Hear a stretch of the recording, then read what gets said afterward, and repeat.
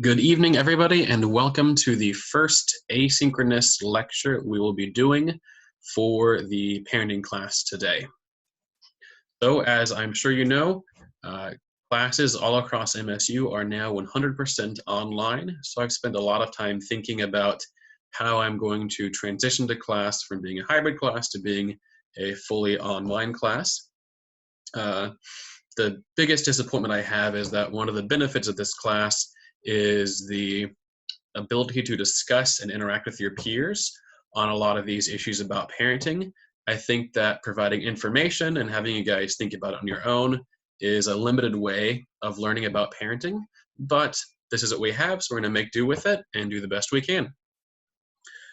So here's what I've come up with. Lectures are going to be asynchronous, so you don't have to worry about coming to class at 8:30 in the morning on a Wednesday. Instead, you can view it whenever you want to.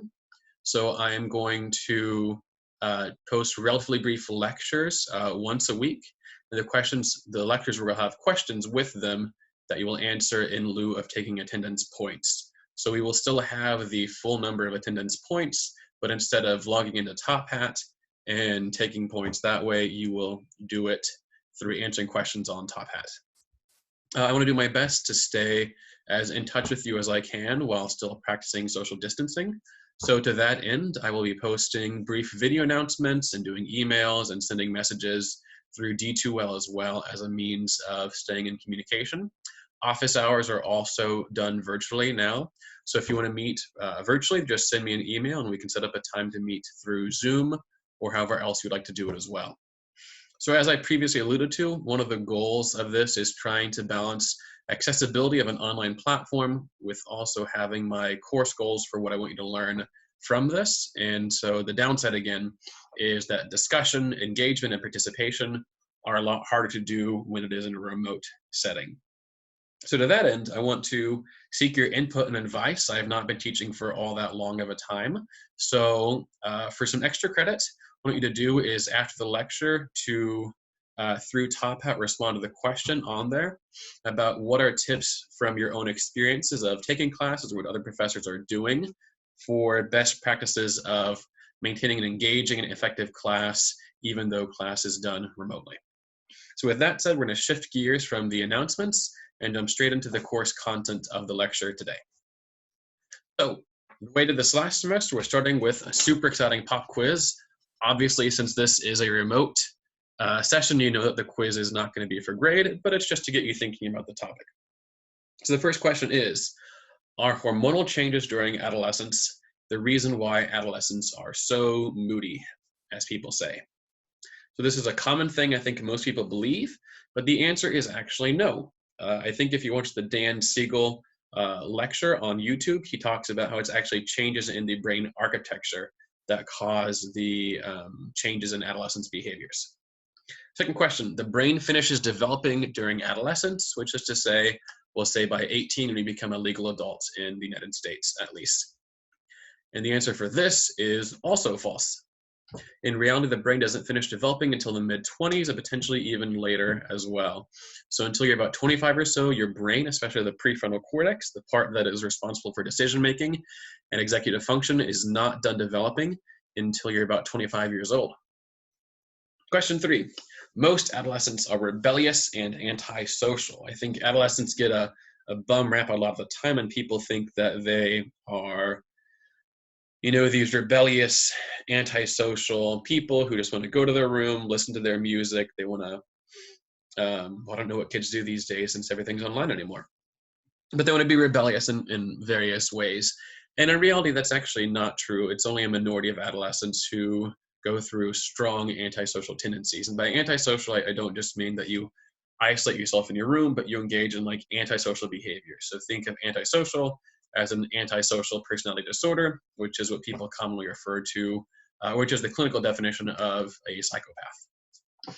And the last question is, the idea of adolescence as an independent time period is a relatively new concept, and that is actually mostly a true statement. In many cultures across the world for many years, you had childhood and then adulthood, and there was no such thing as adolescence, this time between age 13 and 18 or even 25 years old. So let's jump into the course content. And so one thing I do want to get your input on as well is I changed how I do the slides up a little bit to make it more engaging since we're not in class. So you'll see the title and sometimes a secondary title, which just tries to summarize what the main point of the slide is, and they give some more interesting information beneath it. So the first thing we're talking about is puberty. You know, what is adolescence? Adolescence is what starts when people start going through puberty. Puberty can happen through a variety of different times, from as early as age 8 to as late as age 18 or 19. There are people who are in college who may be still going through the process of puberty. There are a lot of complicated factors that can influence the development of puberty, from the stress in the family home to biological factors, the amount of food you're eating, the kind of food you're eating as well. I heard a report on NPR, and I was driving one day talking about how puberty is occurring earlier and earlier in people in developed nations, and people are trying to figure out why that is. And so the timing of sexual development, whether it occurs early or whether it occurs late, can have a lot of repercussions for both boys and girls in terms of either physically or emotionally with it. Sometimes people talk about if there's a double standard, such that when women start developing earlier, if they are treated differently than boys who develop earlier. So boys who start going through puberty at an earlier age might be seen as confident or strong or masculine. And then women are sometimes see other challenges if they start going through puberty at an earlier time. And so this can lead to both positive and negative emotional responses from the adolescent and from other people as well. You cannot see that because my little head is in the way. I'm just gonna minus me out. Okay. So emotions become more complex in adolescence, and you also see higher levels of negativity. And even though that's true, most adolescents still have more positive feelings than they have negative feelings. So after age 10, which is around the time many people start puberty, there is an increase in the number of negative feelings that an adolescent has or that teens have. But despite that, there's still overall a majority of emotions which are positive for adolescents. Teens report having a lot more anxiety about school, but they also report having more positive feelings when they're at home with their family members. And a common myth that people have is that girls are so much more emotional than boys.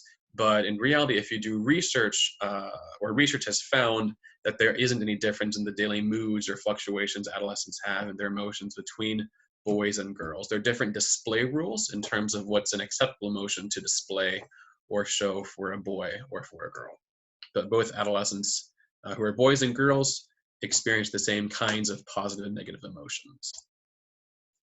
Okay, so now we're going to get into the part of the lecture that was just kind of some preliminary stuff on the changes people experience as they go into adolescence. So there's one of the biggest changes in the parent-child relationship is that there's an increased amount of conflict in adolescence. And even though conflict increases and that teens report that parents are less supportive, less emotionally available, the majority of relationships between parents and teens remain fairly stable and they remain okay. Not necessarily great, but not as bad as people often make it out to be.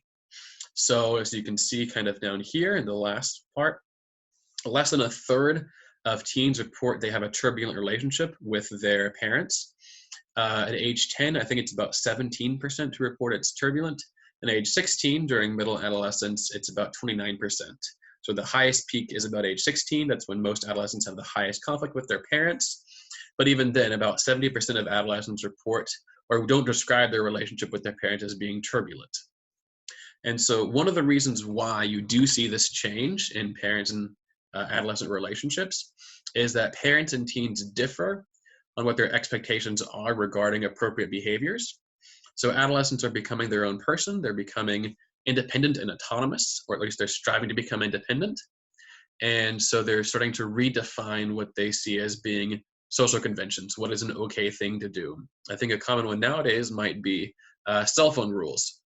If you have a parent who did not grow up with cell phones or did not grow up with the ability to be connected to people at all times, the idea of being on your phone 24/7 might be seen as rude, might be seen as being defiant, and so that could be a source of conflict potentially for parents, as adolescents think, nope, this is perfectly normal for people in my age group, even though parents say this is a sign of being rude.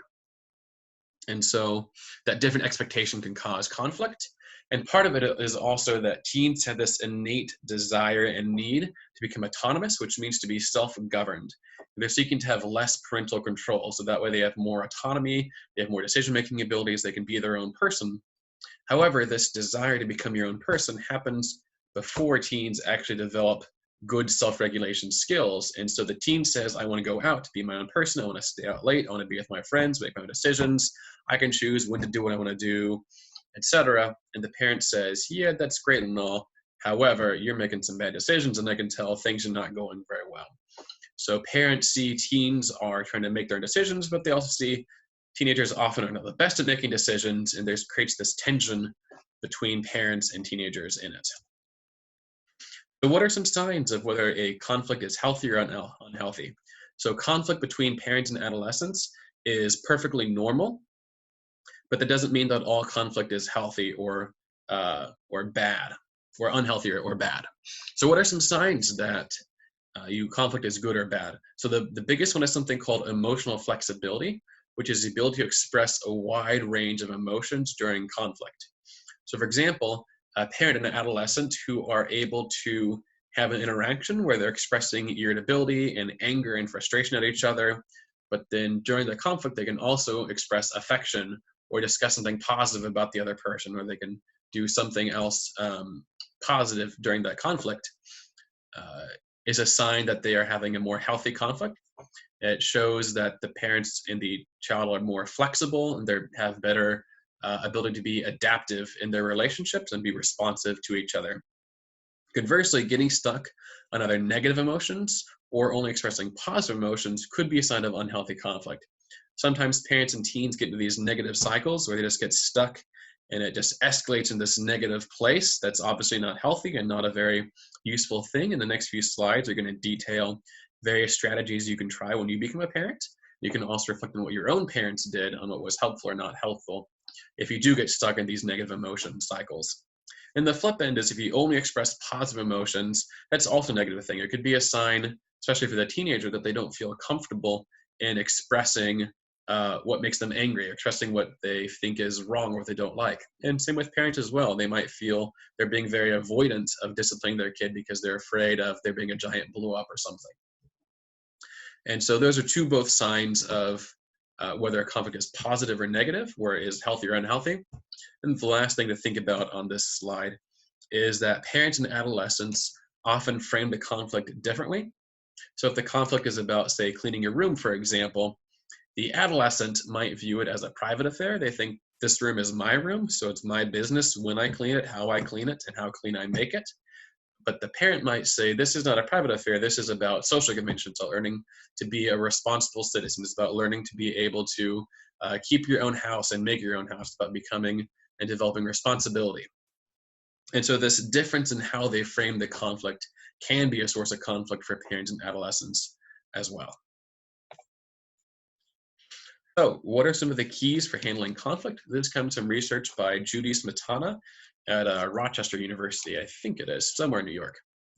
And so what she has found across decades of research is that helping teens to learn what I call responsible autonomy is a key to handling conflict. So responsible autonomy is the idea that adolescents are able to make, within good reason, their own decisions about things, but parents help them do it in a way that they're being responsible and not just giving in to their impulses or to their whims. So it's about striking a balance with them.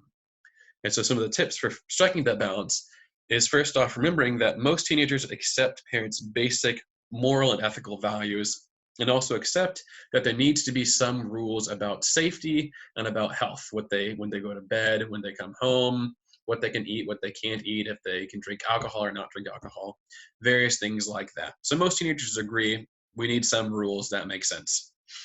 However, what they're changing is they're changing their idea of how you express those values. And so when an adolescent gets their own beliefs about things, it's not a rejection of the parents' values, it's just them becoming their own person. It's just them growing up and finding out who they are. So this can unfortunately be a huge conflict for parents if a parent takes this personally and says, wait, you were rejecting me, you're rejecting how I raised you, you're rejecting how I taught you to be. When in reality, the parent or the adolescent might just be learning who they are and how they see the world and how they make sense of the world. themselves.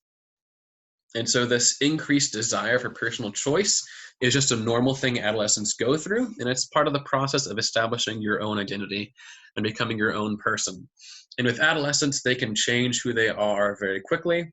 One week they could see themselves as being, I don't know if this subgroup exists, but as being emo kids, for example, or in one kind of clique. And then a few weeks later, they might like completely different music, want to dress differently, have a different hairstyle, wear different clothes, whatever it might be.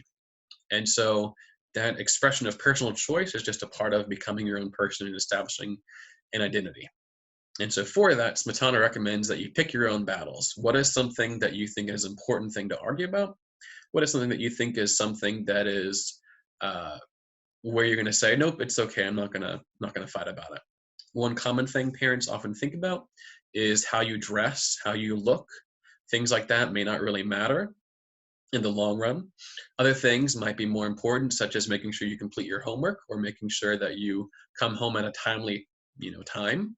You might have to discuss and negotiate when that time is, but still having basic rules of safety, for example.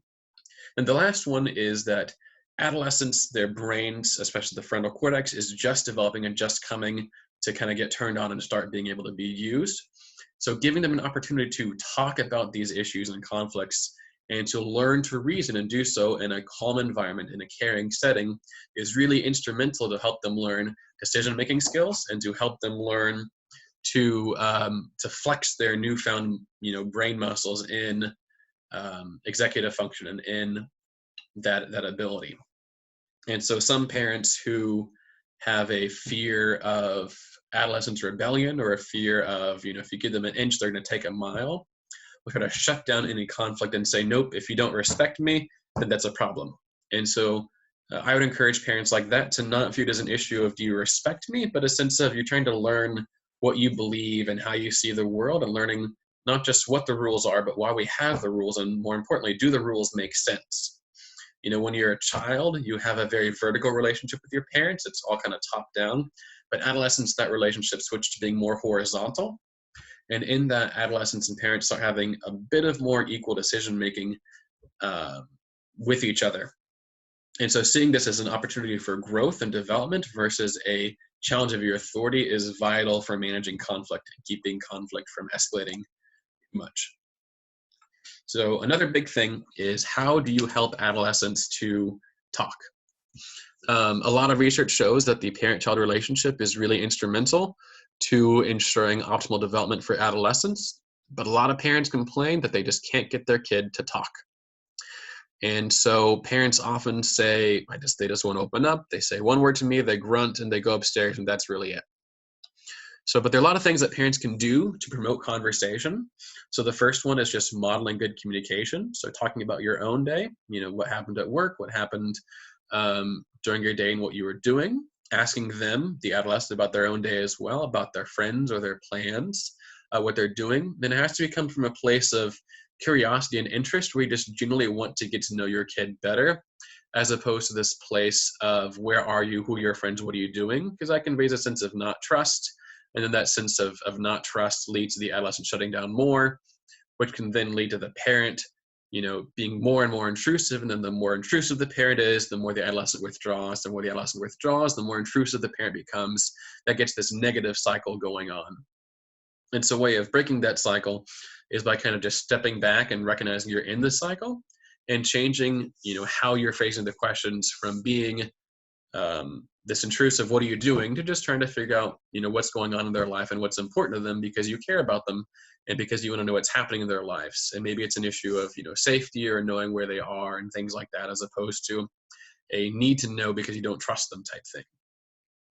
Another thing is, asking them for comments. So asking them questions, open-ended questions especially. Then also commenting on nonverbal body language or behavior. Just saying, you seem really kind of off today, what's up? You seem like you've had a really rough day. What's going on?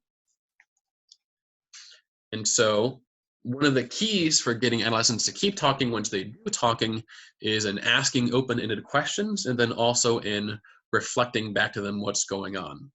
So here are the do's and don'ts that I have for it. So the first one is listen and reflect the teen's feelings. This is a really vital one because it's not about whether you think the emotion makes sense or is right or wrong. It's about how the teen sees the world. So even if you as an adult can say, all right, you think this issue is really important, but in the grand scheme of things, you will not care about this in a week, let alone a month or a year. For them, this feels like a crisis. This feels like a level 10 thing that you've got to talk about right now and it's really important. And if you shut that down and you criticize or you judge them, or you be like, that's not a big deal, don't worry about it, like it's totally fine. Often that's going to get the kid to shut down and stop talking. So instead, you've got to reflect and validate their feelings, like you're really, really worried about this, or it's really hard when your friend says whatever it is they say. The other big thing is asking open-ended questions. This seems like hopefully a no-brainer by now. You'd be surprised how hard that can be, though. If you have a teenager who comes home late and you want to ask, where were you? What did you do? Why were you gone? Why aren't you here? And you start going down this line of questioning, that's going to get them to close down. And so it can be much, much harder to ask those open-ended questions when you are angry, when you are upset. And then lastly, it's important to respect their space and their privacy. If you try to pry an adolescent open, it's unlikely that's going to work very well. It becomes that kind of cycle I was talking about earlier, where the more the parent tries to get them to open up, the more the adolescent withdraws and backs down. And the more the adolescent backs down and withdraws, the more the parent thinks, oh, something must be wrong, I better talk to my kid. And then the more the parent tries to talk to the kid, the more the kid might think, God, I just need some space. I'm just tired. I don't want to talk about anything today. And the more they try to withdraw, and creates that cycle again. And then so on the flip side, say you do have your kid who is talking and opening up to you, and you're not showing blame, you're not showing sarcasm, you're trying to reflect and validate their feelings. Another big thing to avoid is lecturing them. You may know the answer to the question, you may know what to do automatically because you're an adult and have thought through these things, but this is their first time to learn and go through these situations, and you lecturing just going to shut them down, make them feel ashamed or criticized or inferior, and it won't help them learn to do their own decision-making skills and think what is important. And likewise, you don't want to rush to a solution as well for them. Instead, you want to help them find a solution on their own by asking questions, by thinking, what do you think could work? What other things you could try as well? What would your friend say if you were asking a friend, or if a friend had this problem, what advice would you give them? So various questions like that could be helpful for getting to a solution without just telling them, well, why don't you do this? Okay, so we're going to switch gears a bit and into this part of the lecture by talking about the two views of adolescence and parenting a teenager. So the parent's view is when your child is little, all you want is for them to play alone in their room for an hour if you can have some peace and quiet. And as somebody who is now staying with my son 24 hours and still trying to do everything else I need to do, I can say that is definitely true. When you've got a toddler, you just want some peace and quiet so you can either work or just rest. And then when they become teenagers, all you want is for them to come out of their room for an hour and actually just talk to you. And it says #parenting is tough. That's the parent's view. And then, of course, the adolescent's view is I sleep too much, my parents complain. I couldn't sleep, my parents complain. I eat too much, my parents complain. I don't eat enough, my parents complain. I'm always in my room, my parents complain. I go out too much, my parents complain. I can't win. So there are two different views a parent has and an adolescent has about parenting. And so I'm going to wrap up by briefly touching on chapter 11. So chapter 11 is dealing with older adolescents. Chapter 10 is younger adolescents, ages 10 to 13 or 14. And then this one is on adolescents age 15 to 19. The book also goes through emerging adulthood, but I won't cover that in this lecture. So risk-taking is a normal developmental thing in adolescence, but it can still be potentially dangerous or harmful. Risk-taking often increases because adolescents have heightened sensation seeking. This is, as Dan Siegel says in the discussion that in the video you'll watch this week, that adolescents have this innate drive to go out and explore the world and understand it. It's kind of like they have this internal desire to get out of the nest. But with that, and so to promote that, the brain is 100% wired to experience the full range of pleasures that you can experience in life. But they have a completely ready to go car engine, but they don't have any brakes yet. They don't have the ability to stop and say no. So that's why it can be dangerous for adolescents, or that's why it can be a risky thing. So a major concern for parents and teens is managing risk-taking behaviors. But over the years, we've seen that risk-taking behaviors are in the decline. So I'm going to show a couple statistics to you and just ask you to reflect for about a minute or so on whether you believe the statistics and why you think this might have changed. Last semester, this was one of my favorite lectures because we ended up having just a lovely 30-minute conversation about the next two slides that we unfortunately can't replicate in an online platform. I'm not going to sit here in silence for 30 minutes as you contemplate the meaning of these two slides, but I do want to show them to you. So in this first slide here, we have on the left, it's showing since 1993 to 2017, just a couple years ago, the percent of students who report using alcohol in the past year by grade. And so you can see in 93, by 12th grade, about 80% were using. And now in 2017, it's about 60% who report they've ever used alcohol in the past year. Not binge drinking, not drinking too much, just ever used. And then cigarette smoking, you see in 91, it was about 60%, and now it is down, this is again for 12th graders, to about 30%. One thing that is not captured here is the rise of vaping. Vaping, I think, might be one of the reasons why adolescents smoke less cigarettes, but do more vaping instead. Here we have the percent of never married males or females aged 15 to 19 who have ever had sex. So the number of kids who have had sex, so you can see in blue we have 1988. We have about half of teens aged 15 to 19 report they've had sex. We get down to the 2011 to 2015, we see it's about 42%. So it's gone down by about 10% in women, and then men report from 60% down to 44%, even more drastic decline. And so then the question that I had for students was, do you believe these?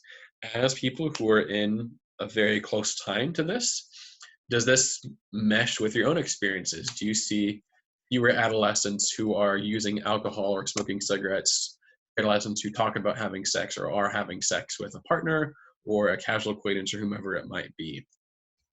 And then, if you do think it is, why do you think it's changed? What are some of the differences between how people were parented in 1993 and what's going on now in 2018, or what's different in the culture between the early 90s and then the early 2020s with it? Unfortunately, we don't have time to go through it or just me to give you space to think about it. I'll just try to summarize what people said last semester. One of the biggest takeaways that I got was that a lot of the students reported that parents actually talk about this stuff now. There used to be this big belief that, if you talk to kids about alcohol, they're going to drink alcohol. If you talk to kids about smoking cigarettes, they're going to start smoking. If you talk about sex, they're going to have sex. And researchers resoundingly found that the opposite is actually true, that parents who have an open conversation with their kids about these kind of things actually have kids who are less likely to use drugs or alcohol or have sex at an early time, so it delays initiation of having sex. So that's what I think is a big change in parenting, at least, is parents are actually willing to have these kinds of potentially tough conversations. So we're going to switch into something that's actually an area of research interest for me. I'm actually working on a couple publications right now that's looking at the relationship between parental monitoring or parental knowledge and adolescent externalizing problems. So, rule-breaking behaviors, aggression, drinking, things like that. So there's a lot of research that shows parental monitoring, which is knowing where your kid is and knowing what they're up to. The strategies that parents use to keep those is related to lower risk-taking. And so research thought, wow, this means, parents who know where their kids are have kids who do less risky things. But research shows that parental knowledge can either come from you asking your kid, hey, where are you going tonight? Or who you're going to be with. If Owen knows my son is 15 years old and they said, do you know where your son goes on Friday evenings? I could say, yes, I know Friday night he goes to his friend, Jose's house and hangs out there. And that could come because he told me, hey, I'm going to Jose's tonight. Or it could be because I asked him where you're going. And so knowing where that knowledge comes from has a lot of implications, because too much parental monitoring, too much of this intrusive, where you're going, what are you up to, what's happening, can actually backfire and lead to higher levels of risky behaviors or engaging risky behaviors, because the teenager often feels untrusted. They think, well, you already think I'm doing bad stuff, so screw it, I might as well do bad things anyway. And so that's why it shows that what's most important is that adolescents disclose where they are and what they're up to their parents when they have a warm, responsive relationship with their parent. So an adolescent is much more likely to tell their parent what they're up to if they're not worried about their parent blowing up or freaking out on them. They're much more likely to tell their parent, hey, I tried drinking just to see what it was like. And their parent doesn't shut down the conversation, ground them for a month, and then try to, stamp it out as quickly as you possibly can. But instead can say, okay, well, what was it like for you? And, what motivated you? What made you interested in it? What were you, now that you've tried alcohol, what do you think? Is it something you like doing or something you don't want to do? And having a conversation as opposed to just freaking out during it. Then lastly on this is a parent's right to know. So this is an adolescent's belief on should a parent know about these different things can influence what they tell parents. So it's called information management strategies. So adolescents don't think parents need to know as much about their personal matters. So the sense of like what clothing they want to wear, what music they like, what movies they watch, various things like that, versus moral or safety behavior of like who they're hanging out with, if they're using alcohol or drugs, things like that. So I've already kind of touched on this, which is what can parents do to discourage substance use, to delay sex, so have sex later on instead of earlier, 13 or 14, but a later time, and promote healthy behaviors in general.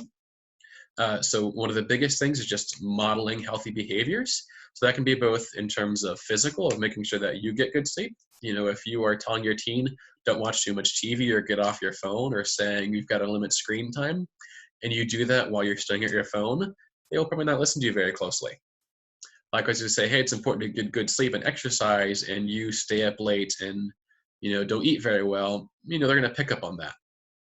Then lastly, it's just as important to model healthy emotional behaviors. So I've talked to mothers who talk about how they realize their even young daughters are listening and watching them whenever they comment on their own bodies. They have their own body insecurities of, ooh, I really don't like this, role that I have here, this part of me of it. And then the girls see that and they say, oh, that means if I have that, I shouldn't like it either. That should be a bad thing. So it's just as important to model positive emotional behaviors, whether it's about your self-image of a body, or even other things like taking care of yourself emotionally and engaging in self-care.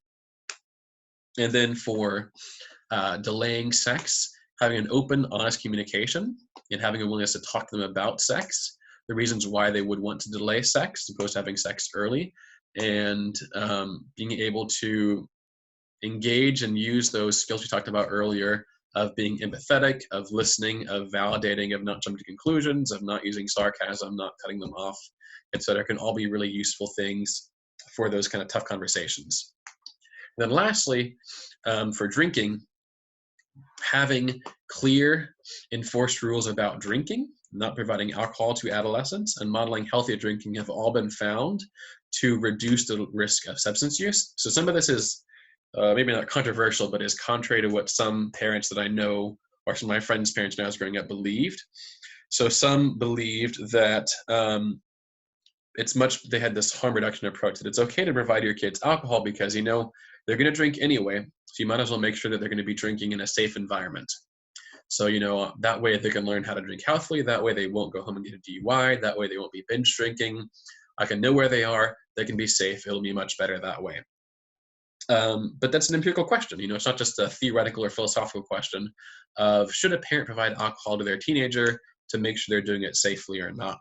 Research actually finds that parents who have these permissive beliefs about drinking and who are comfortable in providing alcohol to their teens have teens who are more likely to not only use substances, but also to abuse substances as well, which is why having those clear rules about drinking and then limiting access to alcohol are both two important strategies for reducing substance use. And then lastly is if you do drink or if you are drinking, research shows that, not surprisingly, parents who engage in problematic drinking themselves have kids who are more likely to drink dangerously as well. It is not a sure thing. It's not guaranteed that if your parent is an alcoholic, that you will also be an alcoholic as well. It is not set in stone. It's not somebody's destiny necessarily. There are many people who are children of alcoholics who do not go on to drink themselves. But nonetheless, just in general, it's important to model healthy drinking behaviors to your kids.